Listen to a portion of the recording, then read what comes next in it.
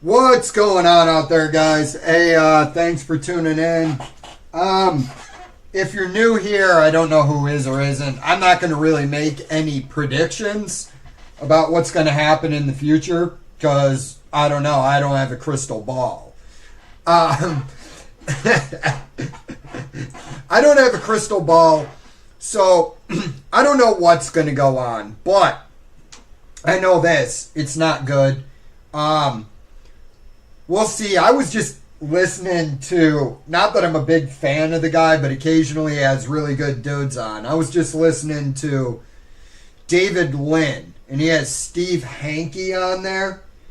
And if you're interested in a much better outlook on the oil situation, probably listen to that guy over me.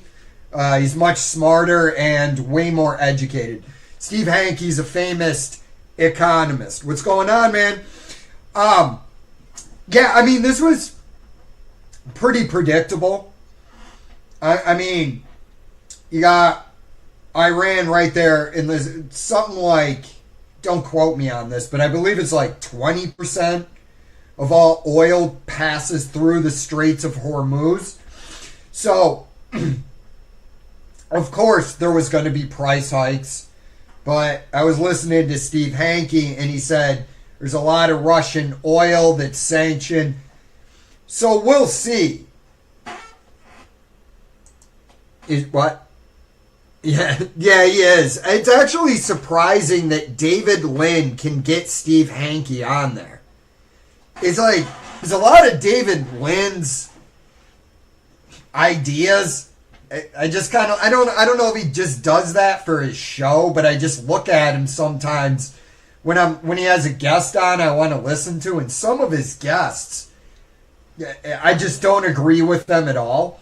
But again, you know, the problem with markets that a lot of people don't recognize is that each type of market kind of, I had a sandwich to. Oh, that's brilliant! I love it, Alan.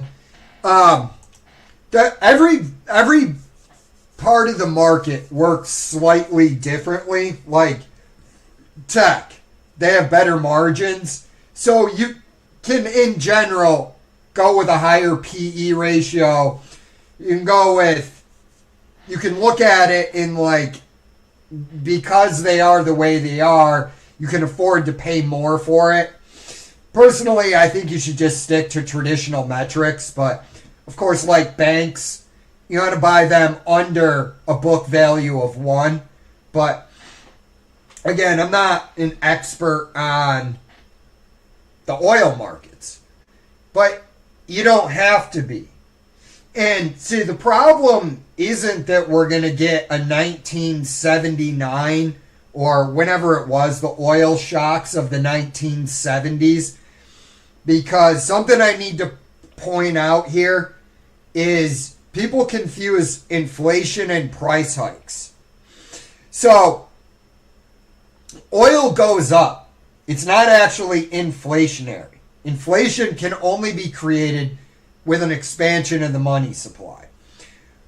But it does create price hikes. And literally, the price of everything in America and around the world, energy is baked into it. Now, what is my concern?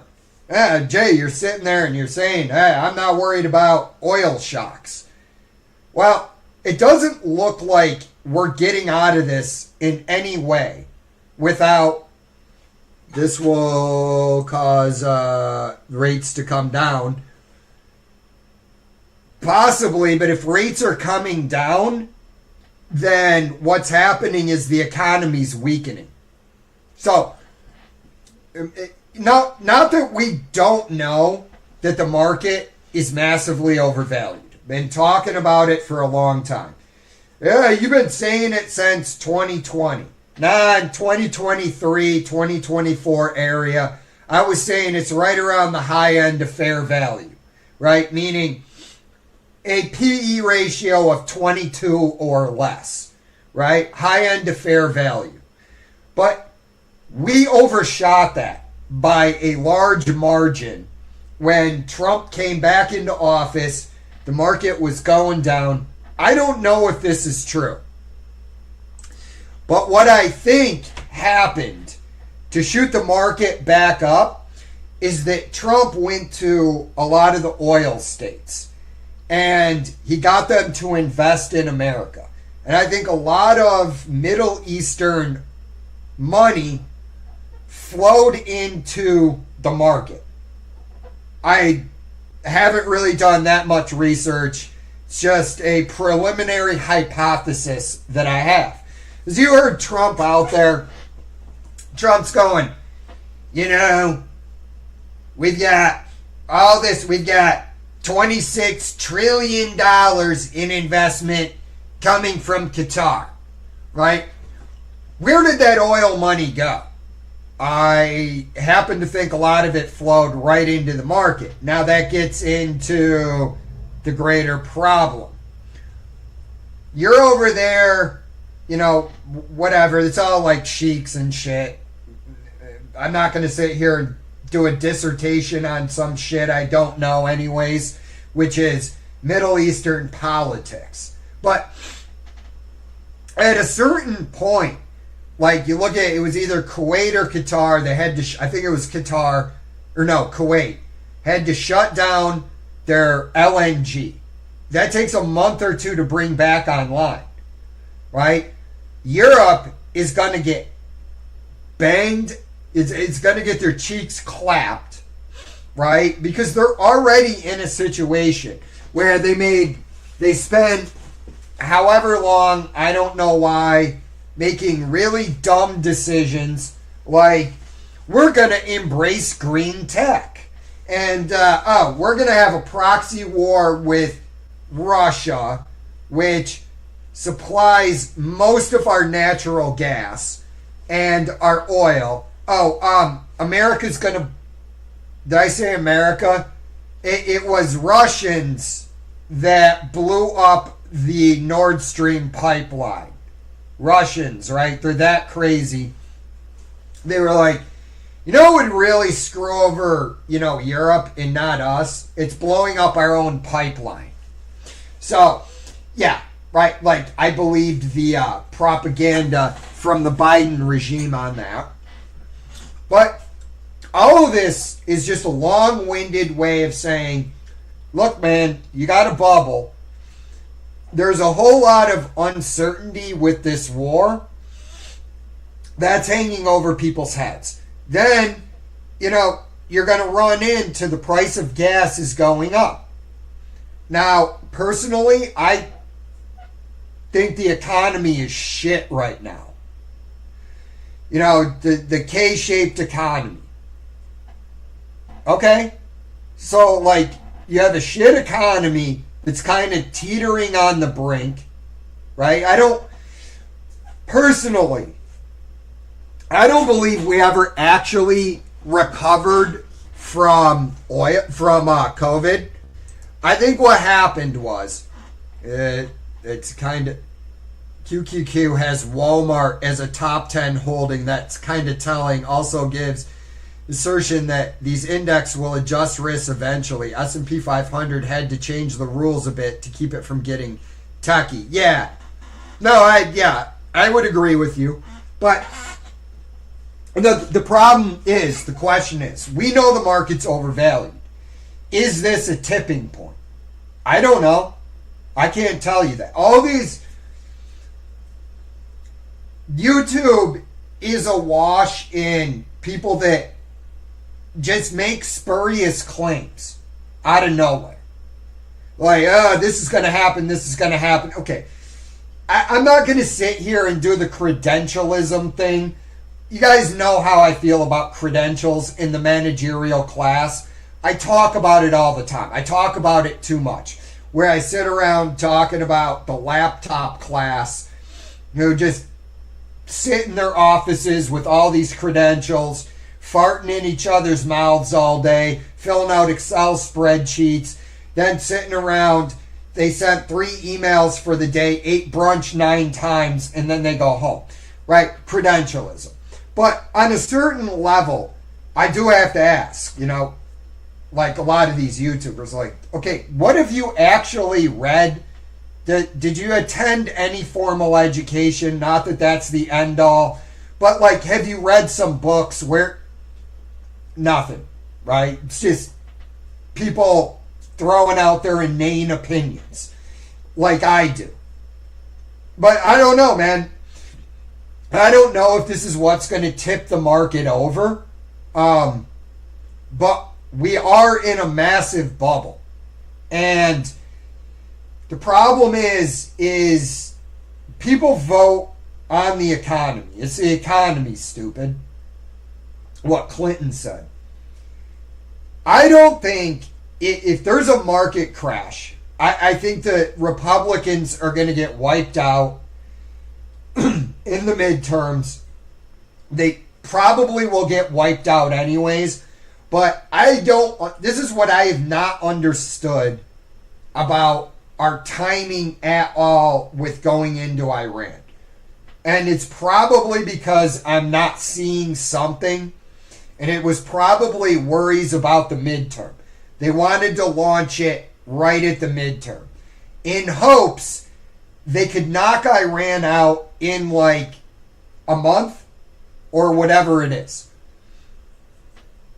I just don't see that happening the way Iran is set up. Maybe it will. Again, not a military expert on Iran. So if this does tip the market over, and then people watch their 401ks drop over the next 6 months at a pretty rapid. I know it usually takes years for the air to finally completely come out of the bubble, but it's not like it's going to happen like that every time. We already have, I forget who made the comment here. Who was it? Let me see. Korean stock market. Right here. Stepsis myopsis.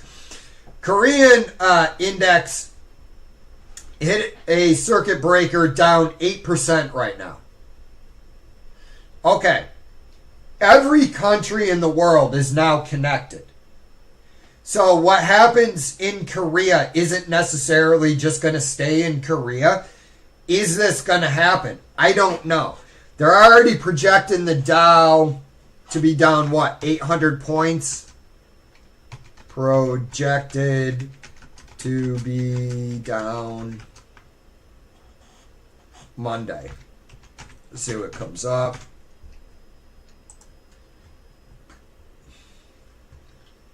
Dow Jones, volatility forecast, analysts cite high volatility, up to 700 point swings. Now, is retail enough to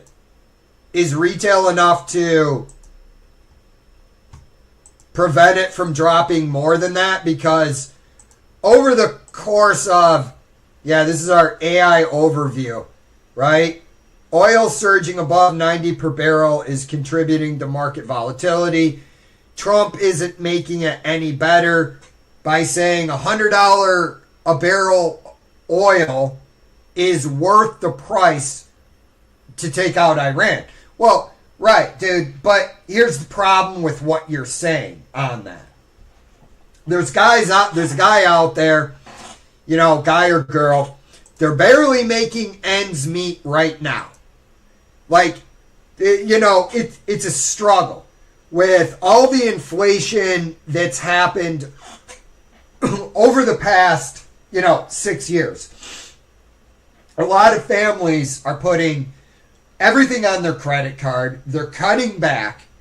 And now you're adding increased gas prices. So what's it? So what's it going to do? The answer is I don't know. The only thing I know is I'm positioned in a way that I don't really give a shit, to be honest with you. I'm mostly in T-bills. Yep. Just sold off. I'm about to make my contribution to my IRA of $7,500 this year. So I'm going to go right into T-bills because I don't like what I'm seeing. I actually recommend you put some portion of your portfolio in T-bills. And don't panic. You know, if rates go up, they go up. But who cares? That just means if the yield goes up and, you know, we're at 4% yield and you start getting 4.5 and you're worried about the fact that the price of your T-bill went down, congratulations, you're a moron. That's all I'm going to say about that. It's like everybody has been trained to look at their portfolios through the lens of paper wealth. This is, like your portfolio, it went up. You know, this is a great historic market. You're getting a 1.2% dividend. And you're investing that in an overpriced index fund. The American stock, the Wilshire 5000, right now is trading at a PE ratio of about, 28, 29? So you can easily see how that can get cut in half for no reason. Now, these families that are struggling to make ends meet, do they have 401ks? Well, if they do, and they see that their portfolio dropped by, 20% between now and when the election is, great. No chance the Republicans are going to be back in there. We'll get the fucking Democrats in there that want to enforce socialism. You know, they'll be selling us like, hey, we need some extra money to import some more Somalis to commit fraud in Minnesota. Like,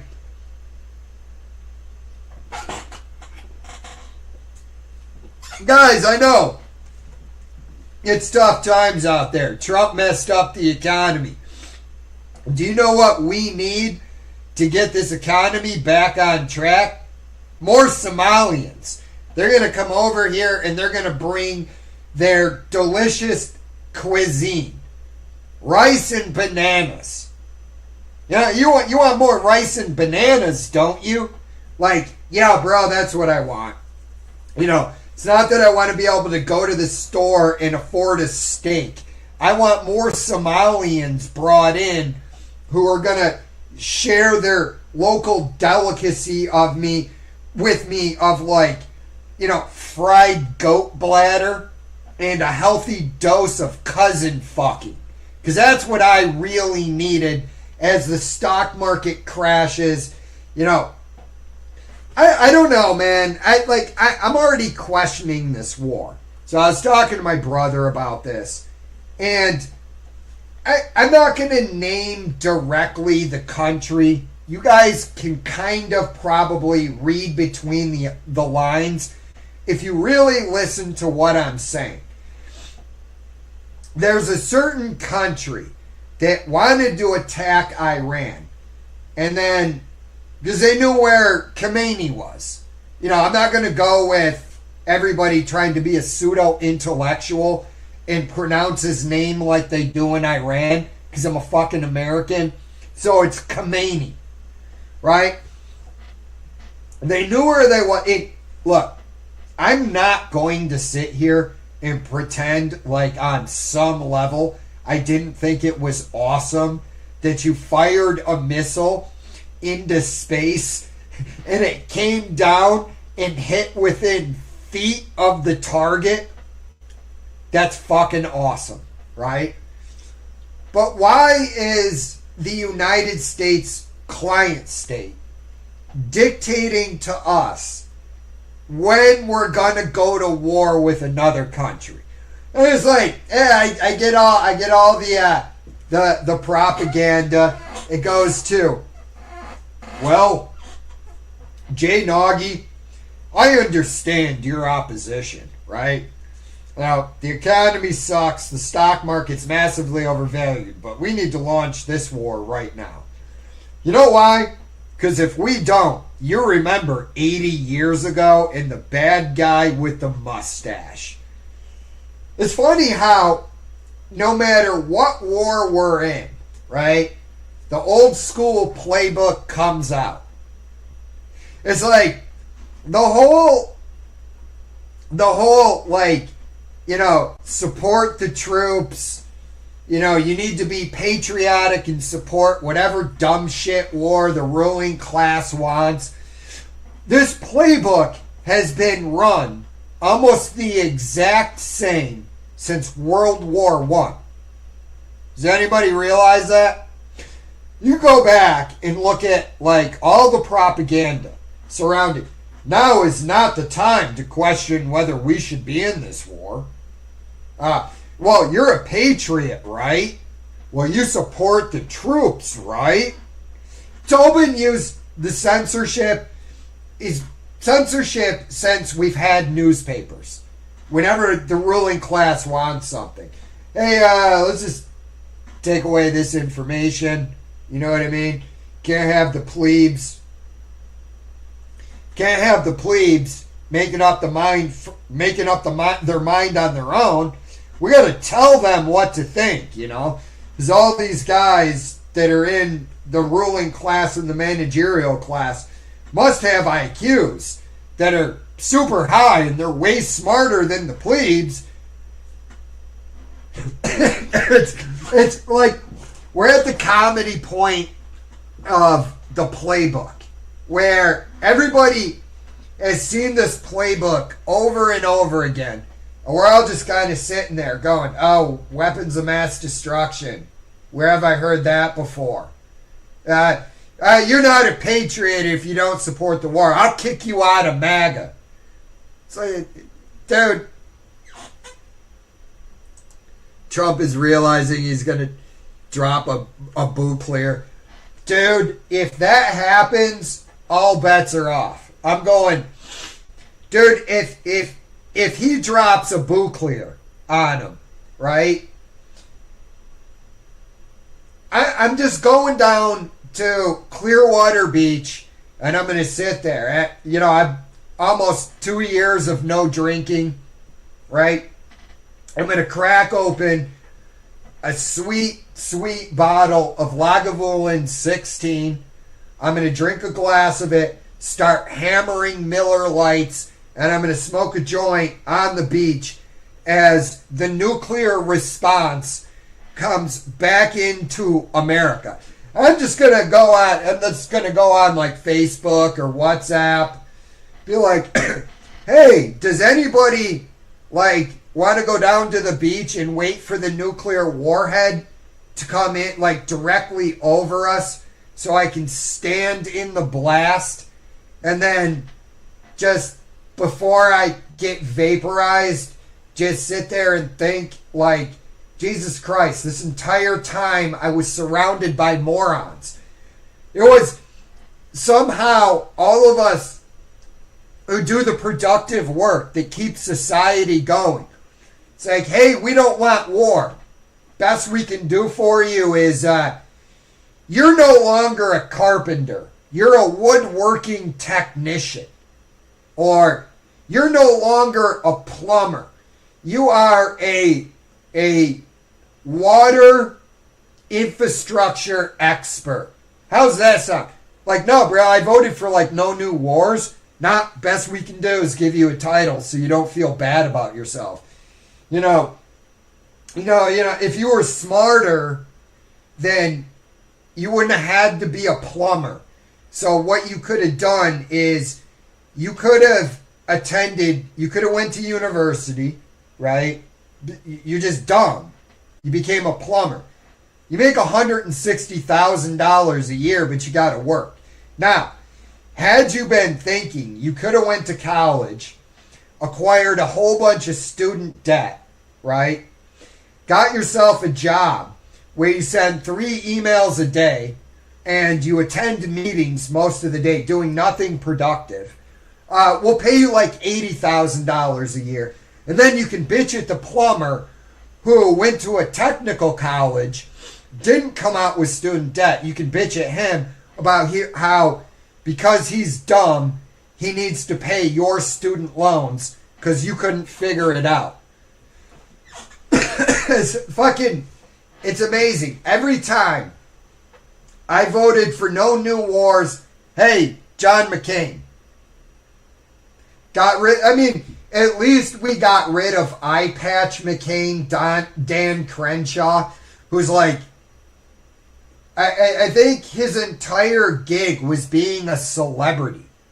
I don't, like, does Congress and the Senate do anything at this point? Like, what do they do? I don't actually understand what Congress and the Senate's job is now. Like, I understand what I was told Congress and the Senate does when I was in school. Right? Yeah, they write laws, sit around, most of them are gay. Not that I have a problem with it. I'd vote for a gay candidate, to be honest with you. Might piss some people off, but at the end of the day, I actually just look at that and I go, well, I don't view politicians as leaders anyways. I talk about this all ad nauseum, right? But, it just doesn't seem like they do anything anymore except, butt fuck each other and, like, order pizza. Maybe I'm just ignorant of how important all of this stuff is. But, again, I just don't know. It's the world we live in. But, that's what's going to happen if Trump drops a nuclear device on him. And honestly, at that point, I think the world would just be fucking horrified. It's like, is that where we are?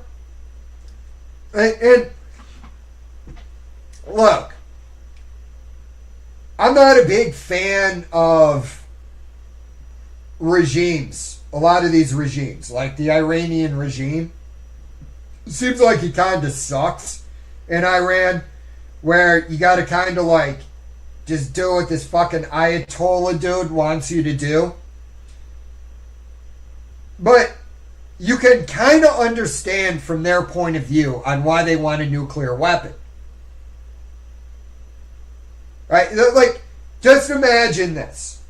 Okay? Imagine you're Iran. You've been in a pissing contest with the United States for 40 years.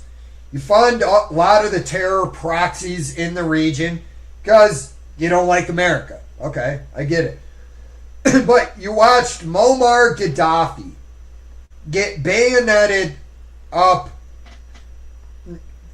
the bad part of his body. Okay? I don't want that to happen to me. You watched the United States roll through Iraq. Okay? You watched what they did in Syria, all these other countries. You notice that the United States isn't invading, say, North Korea. So I just look at it and I go, yeah, I kind of understand why they want a nuke. They don't tell you that on Fox News. But whatever, let's do some comments. Fucking tired of talking about this. Hopefully next week is either a major market crash or Iran, like the Iran thing is over. It's just, I know that like every video on YouTube from here on out is probably going to be like about the Iranian war, but my parents and other are planning on moving to Costa Rica and starting a plantation. I might go there. I might go with them. Yeah, Shay, okay. That's a lot to take in. I couldn't tell you whether that was a good thing or even if you're serious. But, yeah, I don't know what Costa Rica is like. But I know there's a lot of people that have left America, and then, like, did you see this? This is a perfect transition. I thank you for your comment. Liberal professor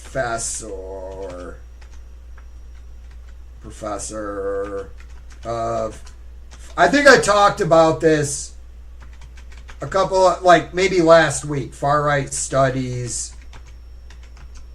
moves to Canada, right? So there's this woman now. Yeah, let's see. Self-destruct. Okay. All right. Whatever. There was this woman. She was a professor of far right studies, and I think I did talk about this last week briefly. And she, what far right studies is, I have no idea. If the name of if the degree you're going after in general, I'm not saying all the time, but most of the time, has studies after it, it's not a real degree. Like, you don't, chemical engineering studies, far right studies. This is where a person generally will just use, like, overly academic, pedantic speech. Right. So I don't think pedantic means that. My bad. Let me retract that. But they use overly academic speech. And they just write a bunch of bullshit, and then far left people, I don't know what they do. They sit around and celebrate because you made fun of the far right. Anyways, so she goes up to Canada, and she's fleeing Donald Trump, who doesn't even know that she exists. She gets up to Canada, and she can't find a place to live because of the housing problem up there. And again, it was, did you guys, I'm not saying that you guys didn't do your research.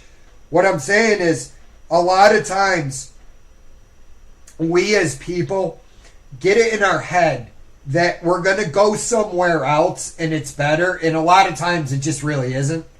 So, yeah, I don't know. I mean, maybe Costa Rica's great. I've never been there. I know it's kind of poor once you get out of the major cities. This will be in 2 to 4 years. I mean, yeah, if you can make it work and that's what you want, do what you got to do. You get one go through. And so, gee, what's going on, brother? How are you?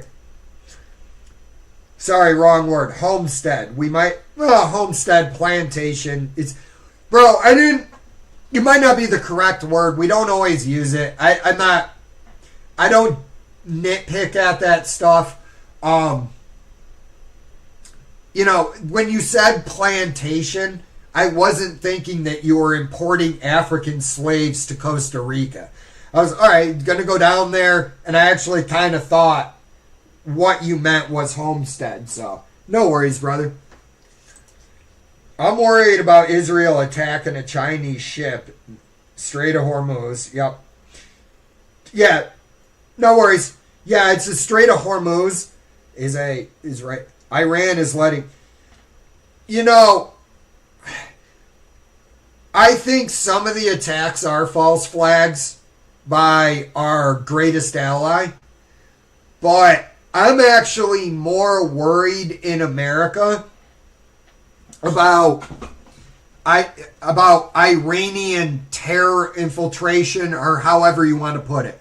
Iranian terror cells. I mean, if we needed to bring in a bunch of people, you go back to the Biden administration, if we needed to bring in a whole bunch of people, okay, don't necessarily agree, right? But if you're vetting these people and they're here to come and work, okay, don't have a problem with it. But we had basically an open border for 4 years where that lying sack of hobo vomit named Alejandro Mayorkas. And all that dude is a figurehead. He's just a greasy dude who's willing to lie for the establishment. But we had basically had an open border for 4 years. And as something like 10, 15 million people came in, you can't tell me that at least some of those weren't terrorists. And, you know, we'll see. But my concern the entire time wasn't like Iran doing a formal attack on America. My concern was, okay, we had open borders. How many terrorists came through? And can they activate it? We'll basically have farm, live and work, live off the land, grow. If that's what you want to do, but it's difficult, man. I have to ask the question. Do you know anything? I'm not saying you don't. I'm just asking the question. Do you guys know how to farm? Farming's not easy.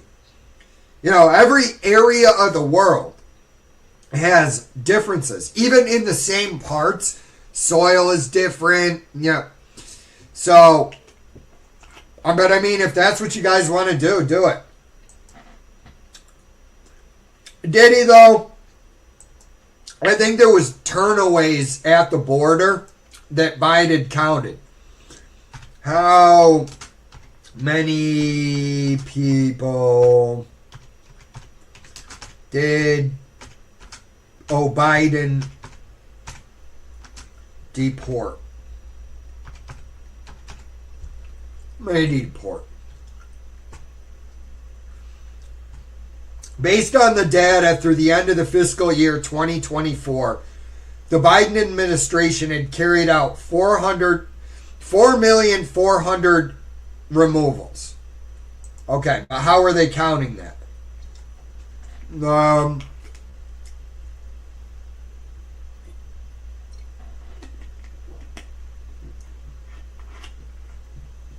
Okay.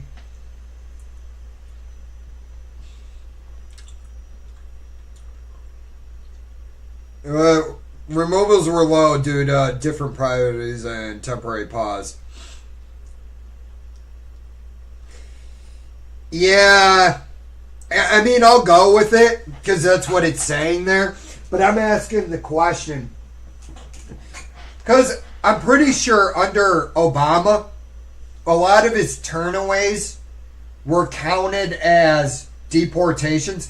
And to be perfectly honest with you, I don't think Trump is doing enough on the illegal immigration thing.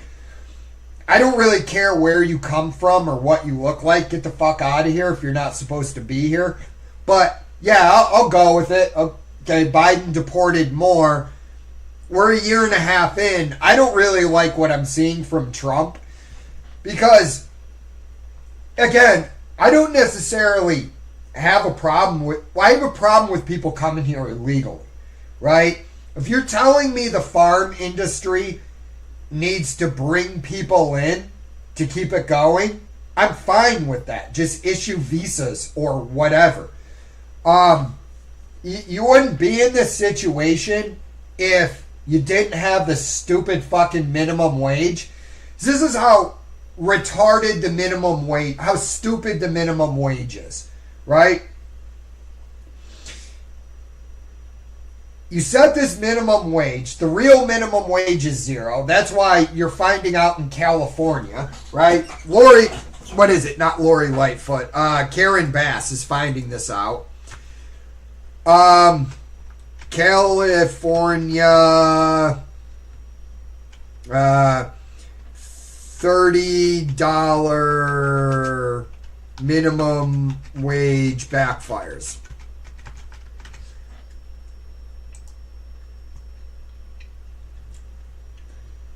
Yeah. So, they were proposing this, like, $30 an hour minimum wage out there. All that does is your labor is going to be a fixed cost, and you only have so much to pay, so you have to hire less people. But what happens in America a lot of times is that they have to bring in people from other countries that are willing to work illegally or for a lower wage off the books. And again, you wouldn't have this problem if you just let the market dictate what people are paid for a job. It's like, whatever the job is, street sweeper. Well, all right, here's a perfect example. Okay, not on my A game. I might have spent too long in the sauna today. But Zoran Mamdani in New York City, they have that massive snowstorm. Okay, Zoran Mamdani goes around smiling like the communist he is.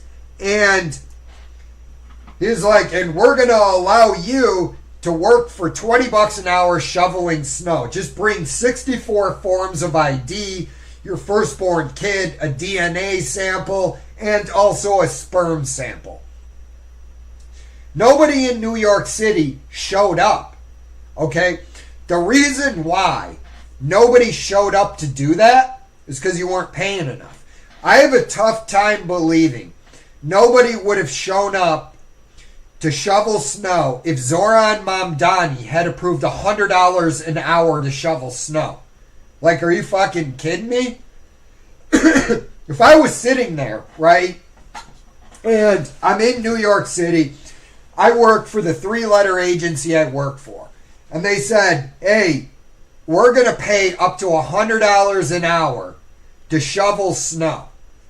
If I'm sitting there and I make whatever I make, wherever you work, you make $30 an hour, I'm calling into work and I'm going to shovel snow all day.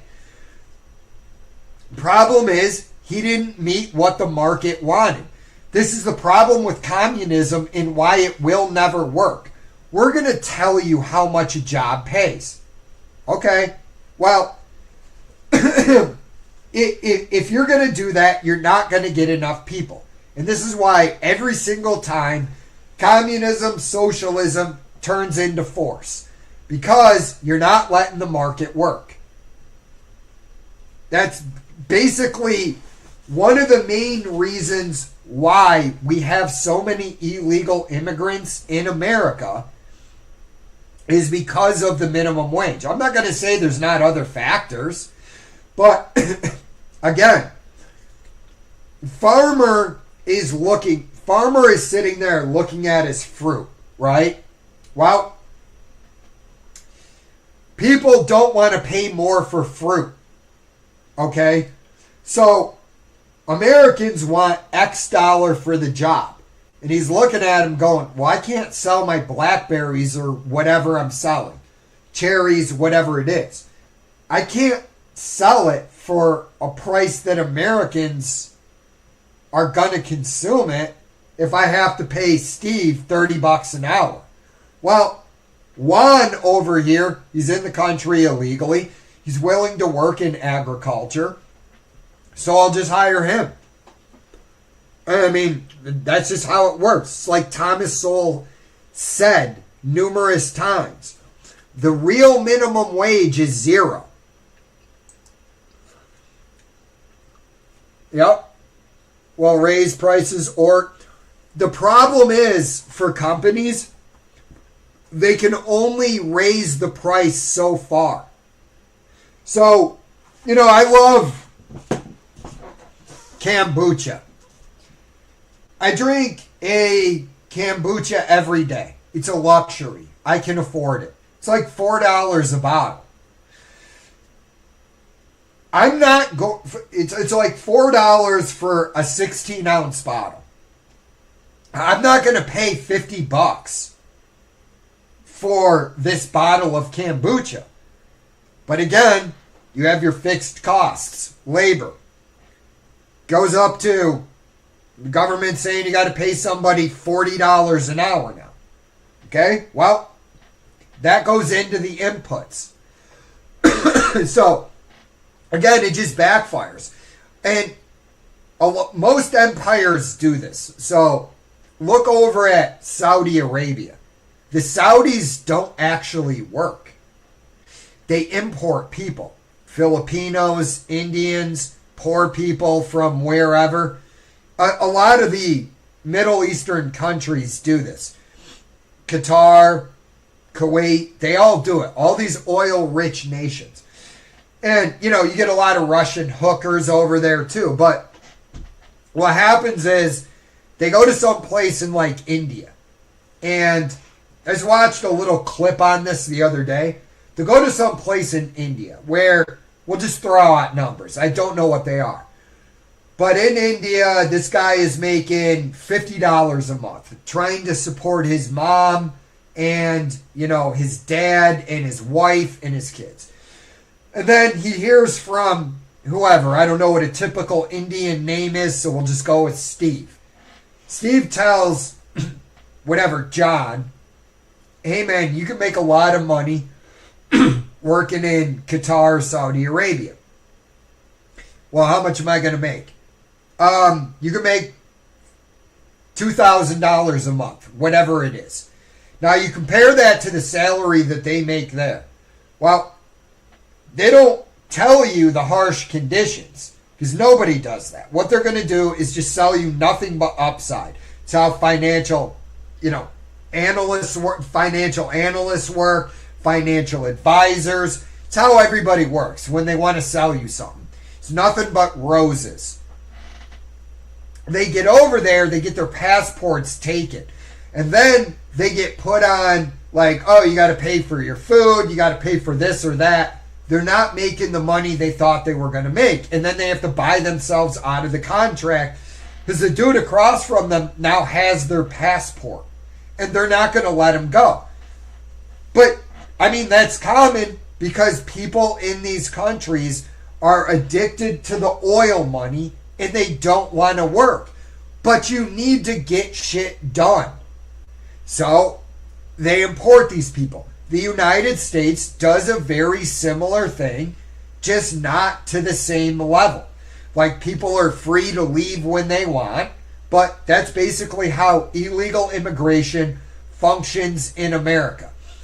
Probably the reason why, if you look at Qatar, where are you going to, they take your passport, where are you going to go? So if a dude from, say, the mountains of Mexico comes here illegally, he doesn't have a fucking passport. There's nothing you're going to take. And even if you did, Miguel is sitting there going, yeah, okay, you're not going to give me my passport back. All right, fine. I'm just going to drive back to Mexico. What are you going to do about it? Well, we'll track you down. Good luck tracking me down in the mountains of Mexico. But yeah, I don't know, man. Everything, you get yourself in a bad position when you start thinking of things on an emotional level. And these things just build over time. So the minimum wage was actually started in the South because black people were employed at higher rates than poor whites. This is the way I understand the story. It's probably other stuff that goes along with it. But black people were employed at higher rates because they were willing to work for a lower wage. And then, this is like the 1930s and 40s. So, it wasn't the most progressive place at the time. So then they instituted laws that said that you had to pay the same. So then white people were hired in higher numbers for a lot of these things like sharecropping or whatever. But that's what I heard was the origin story of the minimum wage. And then how we got into the whole medical insurance thing is during World War II. During World War II, they couldn't, because there were price controls, everything's about the war. They couldn't offer you a higher salary, but companies could offer you insurance, which they paid for.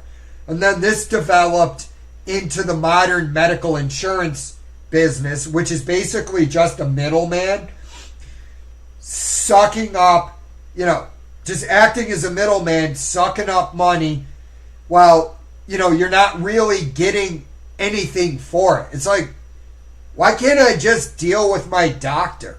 Hey, bro, I need an examination. All right. How much are you willing to pay? I don't know. What are you charging? $50. See you for 30 minutes. Great. Come on over. Go there. We got to get blood tests. Well, if you didn't have the insurance companies, you would have Blood Test R Us. There is some level of the libertarians I do agree with.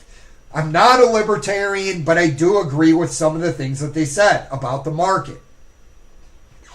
But we start these programs, as an incentive, or little Johnny's retarded, right? And over here, you got Pete. Pete's average intelligence. McDonald's wants to hire him. He's going to run the register. Okay? But because you have the minimum wage, little retarded Johnny, company's not going to hire them. They might do one or two for show, but they can't afford it. But if you lowered the price of their labor, maybe I shouldn't use retarded. Let's just say a guy with, I don't know how to put it. You listen to Jordan Peterson, he'll talk about how if a person has an IQ of 80, there's almost nothing productive that they can do in the military, right? Between training and what the job will be. It just ends up not being productive. The IQ's about 80. Okay. Well, if you're saying I have to pay somebody $20 an hour to clean a room, here's the other problem with that. As you raise the money that has to be paid, more and more qualified people will take the job. So, look at it like this. I have two candidates in front of me. IQ tests are illegal, but they're still given. They're given in form. You guys have taken those little tests that an employer will give you. And they're like, hey, just take this little test real quick. It's not an IQ test. That's an IQ test. So if I'm sitting there as the boss, I got to pay $20 an hour, regardless. Okay? You go into a time of economic hardship. Guy is just got let go from whatever, the bank. Comes to me, he's like, yeah, I'll take this job. I'm looking at his resume and I'm like, okay, you have a bachelor's of whatever, underwater basket weaving. All right, you worked here, means you got a brain. All right. Okay. So, my choice is hiring that guy or the guy that couldn't pass any of, I think it's the Wunderlich Corporation that does that. So now your choice is between the average intelligence guy and the guy that's functionally retarded. Well, I'm going to hire the guy that I know can just do the job with minimal training, because I have to pay the same amount. But let's say Johnny, low IQ Johnny, comes in, right? And he's willing to work for $7 an hour. And I'm like, looking at him and I'm going, all right, well, I know this guy doesn't learn quickly, but I'm getting a deal on his labor, so I'm willing to put up with the minor things that I got to retrain him on simple tasks occasionally. If I can pay that guy $7 an hour to get the job done. And then whoever, devouring mother comes along and they're like, you can't pay low IQ Johnny $7 an hour when you're paying Pete $20. And I'm like, well, I can't keep Johnny on if I'm paying him $20 because there's now competition. Another guy is coming along going, okay, great. Well, right now I just need to make some money. I'm willing to do it for 15. And again, so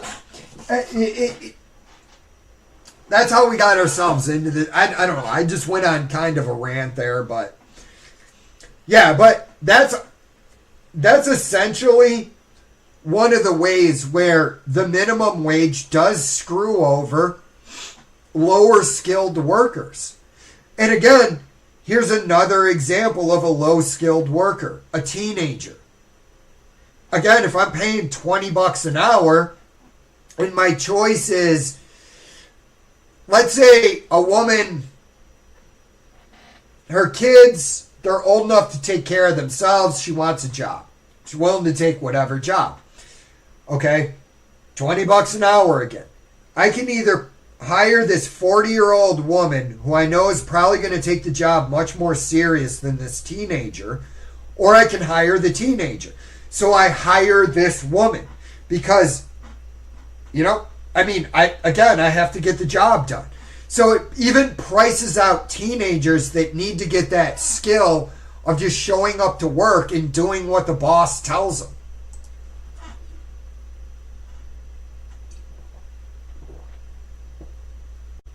Yeah, that's what I thought, that they were turnaways. I didn't know if that was the case or not.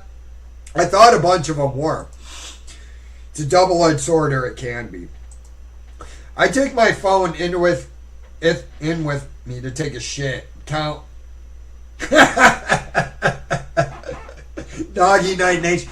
You know Facebook knows when you take a shit? Did you guys see this? I'm going to put this up real quick. I don't know. So, it's kind of what I thought. But I was watching The Quartering. I don't know if it was here or on his Jeremy Hambley channel. And he was talking about... Yeah, here we go. I'm going to show this, man. I have to. This is just ridiculous.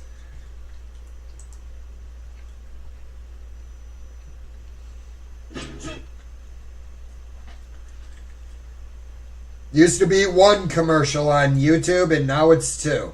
So... Hercules 20-volt brushless power tools or...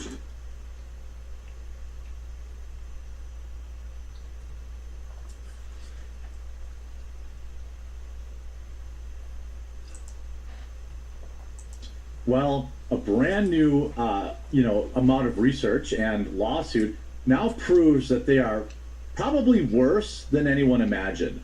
And there's even apps that are coming out now that alert you to when somebody is wearing them in the room. This is not something anyone agreed to.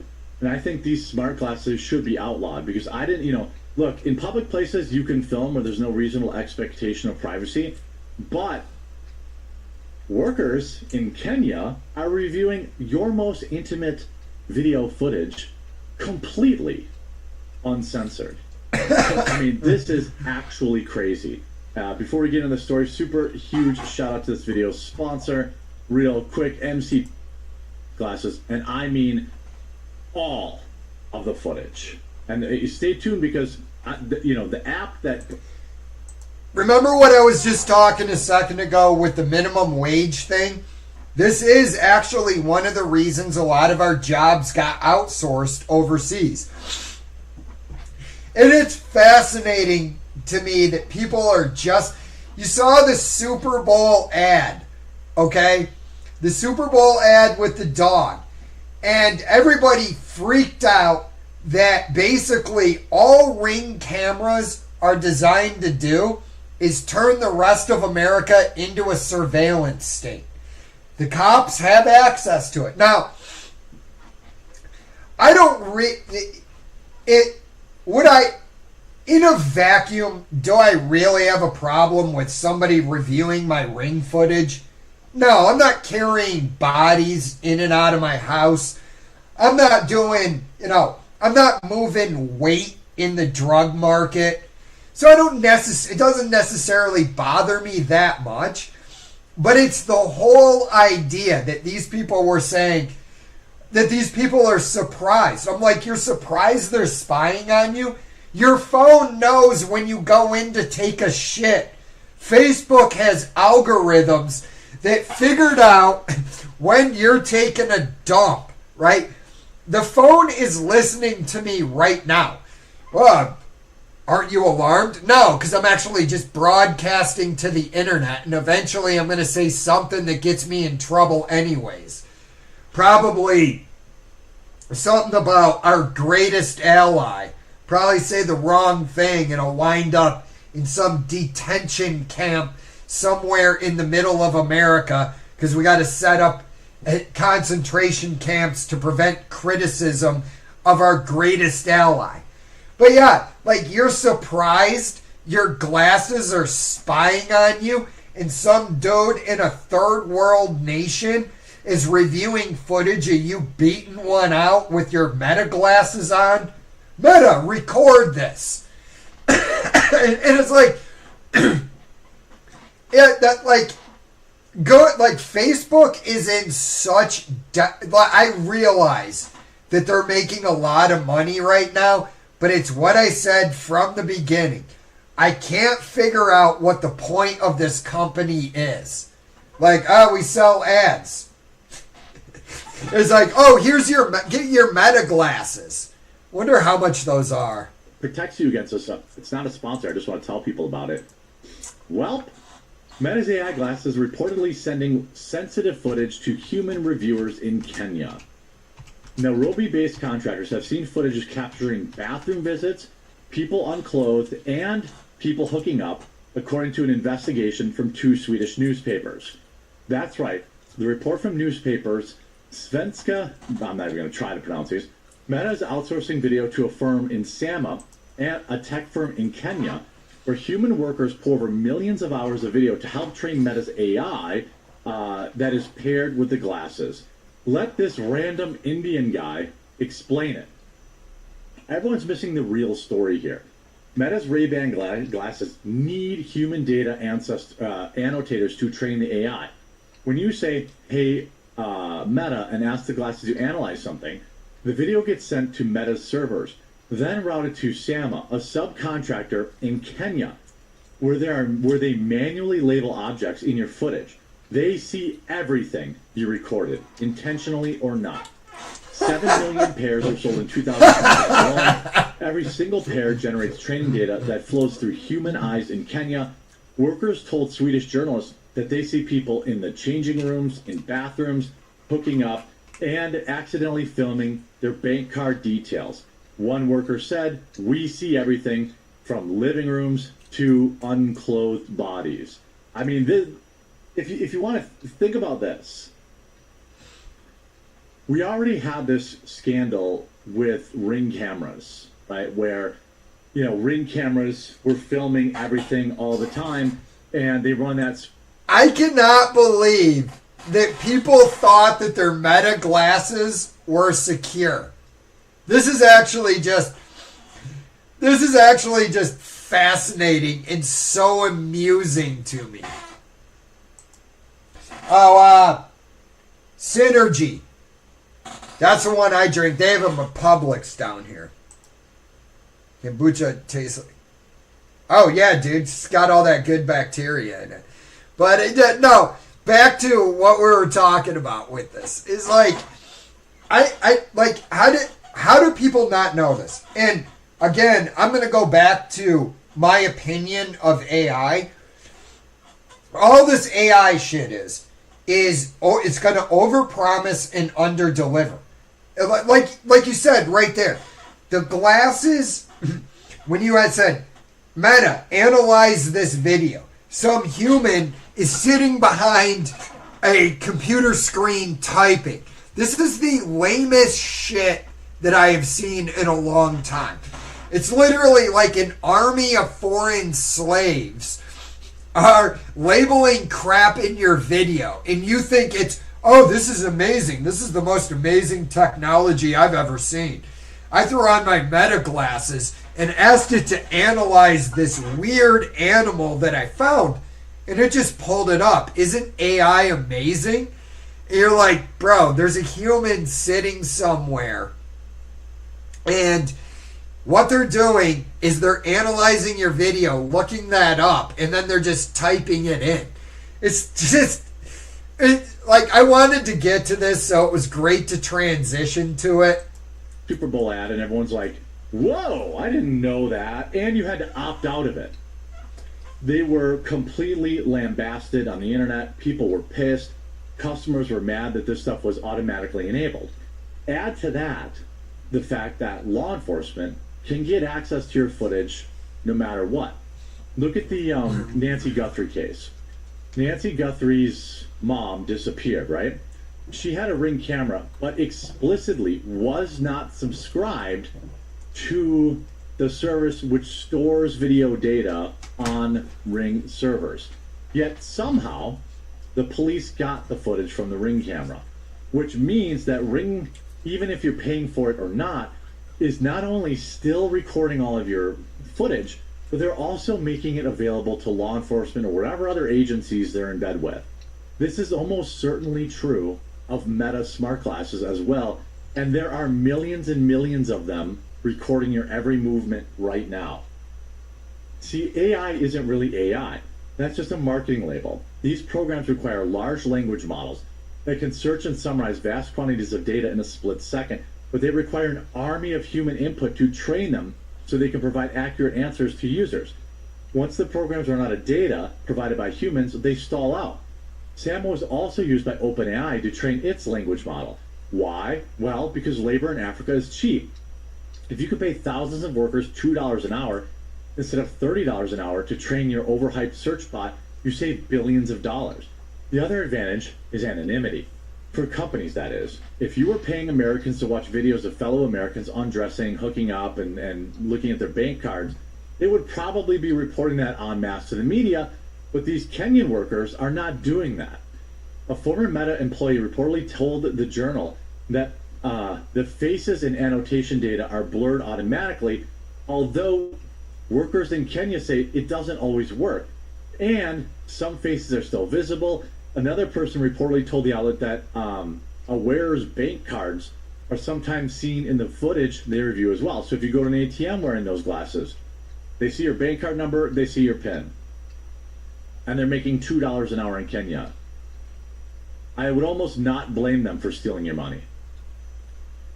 Ben appears with... Okay, we got the point. I'm going to kind of start wrapping this up. But yeah, dude, it's like all of this hype behind AI. It's what I thought from the beginning. It's like, I'm not a computer scientist. I don't understand it, but I don't need to be.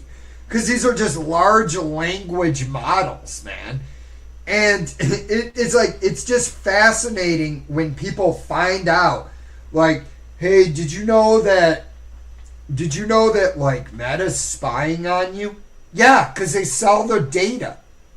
That's how this works. If the product is free, you're the product. It's the funniest thing. I don't know. I'm going to finish up these comments. Going to bed. Have a good night, Shay. Thanks for stopping in, brother. Hope everything works out. Little Johnny the retard. Little Johnny was a genius. No, but again, like, am I going to say it's the worst thing that these companies are paying people in Africa $2 an hour? It's also another uniquely American problem. Where they're paying these guys sweatshop labor at $2 an hour. And you look at them and you go, yeah, man, they could do that. Or they could, like, I don't know, whatever else. Go dig electronics out of a dump over there. Little Johnny had the best jokes. Dude, Mark Zuckerberg, again, opinion, I don't know this, because I ended up getting into a little bit of I would say argument, but there was some pushback, right? Mark Zuckerberg invented Facebook in his dorms, in the dorm. Now, I think Mark Zuckerberg stole the idea from the Winklevoss twins and then got contacted by DARPA or InQtel. That's how I think that actually worked. Strange. Peter Thiel one of the main investors in Palantir. Was one of the main funders of Facebook. That's weird. Facebook knows I'm... Yeah, dude, I got an average size peepee. But can you imagine what's going to happen when one of these politicians does some, like, underhanded politician stuff and, you know, with the meta glasses, and that gets leaked to the public? Like, I see the potential for this to just go sideways very quickly. Motorola is making a civilian smart body cam. I don't understand why everybody thinks I want AI in my life at all times. I really don't. Like, I was fascinated by some of the future tech videos I saw in like 2012. Oh, you're going to have these glasses, walk through Publix, and, you know, it'll just tell you the price and the calories and the label. And I was like, oh, that's fascinating. But then I started thinking about it, and I went, that's horrifying. But, again, I can also see how these glasses could save somebody's life, right? Imagine you're walking down the street in a major city or wherever, got your glasses on, somebody starts approaching you, right? It's not going to deter everybody because some people are just raging psychos. But just knowing that they could be recorded and there's nothing that they could do about it could be a deterrent. So there's also good that I can see in it, but, you know, when you got over 20,000 laws on the federal books and, you know, the cops want to charge you regardless of whether the law is stupid or not, you can also see how a lot of people are going to get themselves in trouble with law enforcement wearing those glasses when they do something minor like jaywalking. I could also see that becoming a dystopian nightmare where you're mandated to wear your stupid AI glasses and you're like, I'm not thinking. I'm just going to cross the road. I got my, whatever, $25 Starbucks coffee. Walk across the road, you get a ticket in the mail for jaywalking. I can also see that happening. But yeah, bro, P, it's fascinating. It's like, hey, Jay, do you want an AI hat? No, I don't.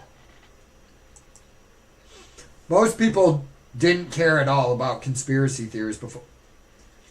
Oh, I would agree with you, but I think in 2020, everybody woke up to the fact that the conspiracy theorists are up about 1,000. It's like, dude, I didn't really think a lot about conspiracies until 2020 when I started thinking about it, and I go, every goddamn conspiracy that I've ever heard is true. Gulf of Tonkin incident was faked. War on drugs is a money laundering operation. CIA sold cocaine into the ghettos. There's a guy who likes to procure children for the ruling class. Oh, bro, imagine a Kenyan looking at, laughing at it. Like, imagine, you know, an average sized dong. It's not anything to laugh at. But imagine if you got kind of a small ween and there's a Kenyan guy with a giant hog just sitting there laughing at you, just looking at your hog while you're taking a pee, and he's just laughing. He's like, look at this dude. Yeah. What could possibly go wrong? That South Park episode when the internet died, so they had the internet, but it was some drawing what you searched. Randy, you want it? Yeah. No, dude, that was a hilarious episode. But yeah, that's basic. That, like, we're at the point where life is now just parody. It's really what it is. Real life is just parody. Hey, look at this advanced AI. It's a Kenyan guy. It's a Kenyan guy typing shit in, giving you the answer. In first aid AI, you keep on a first aid kit. Yeah, that would actually be something I would be interested in. If you could keep it charged or whatever. But it's like, you know, you're in a situation and the glasses or whatever start at, you could even do like a slip on, like kind of like headlamp AI or whatever it is. But yeah, no, that would be extremely useful. But again, it's just, you know how this is. It is what it is, man. I personally, I don't think AI is going to develop in the way that we were promised. I just don't think that's feasible. But who knows? I'm probably wrong. I'm wrong about a lot of things. Do this last comment and get out of here. I'm at the point, I don't care about anything that's going on. I'm just here. That's where I am, brother. Most of the crap now is most of the stuff, like I said, we're actually at the point of parody, and you know, there's only so much I can keep track of. So it's like, whatever, guys. You know, nothing I say is gonna happen. Nobody's going to listen to my opinion, so it's like, all right, I'm just going to see how this thing turns out. Hopefully it turns out well. Maybe it won't. But anyways, guys, I'm going to get out of here, and I just want to thank everybody who made a comment, even if I didn't get to your comment, and I want to thank everybody for hanging out. Hope you guys have a great week. Hopefully I'll be back next weekend. I got to go out of town, because I had a friend's